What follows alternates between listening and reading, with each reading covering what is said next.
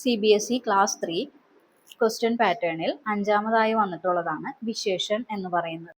विशेषण वे शब्द है जो संख्या या सर्वनाम की विशेषता जैसे गुण, दोष, रंग, संख्या या परिमाण बताते हैं. വിശേഷണം എന്ന് പറയുന്നത് ഒരു ശബ്ദമാണ് നാമത്തിനെയോ സർവനാമത്തിനെയോ വിശേഷിപ്പിക്കുന്നത്. എങ്ങനെയാണെന്ന് വെച്ചാൽ അതിൻ്റെ ഗുണമോ ദോഷമോ നിറമോ അതിൻ്റെ എണ്ണമോ അല്ലെങ്കിൽ അതിൻ്റെ അളവിനെയോ വിശേഷിപ്പിക്കുന്നതിനെയാണ് നമ്മൾ വിശേഷണം എന്ന് പറയുന്നത്.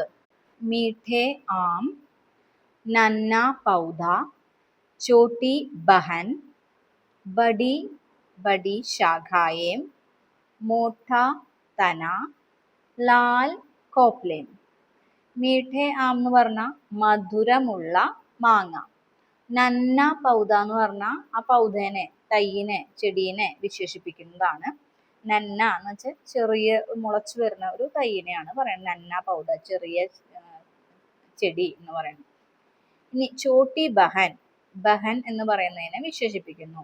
അപ്പൊ ചോട്ടി എന്ന് പറഞ്ഞാൽ ചെറിയ ഇളയ സഹോദരി. ബഡി ബഡി ശാഖായേം, വലിയ വലിയ കൊമ്പുകൾ, ശിഖരങ്ങൾ.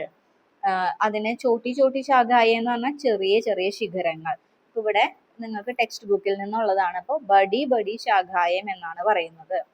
മോഠ തന, ത്തിന്റെ തടീനെയാണ് വലുതാക്കി പറയുന്നത്.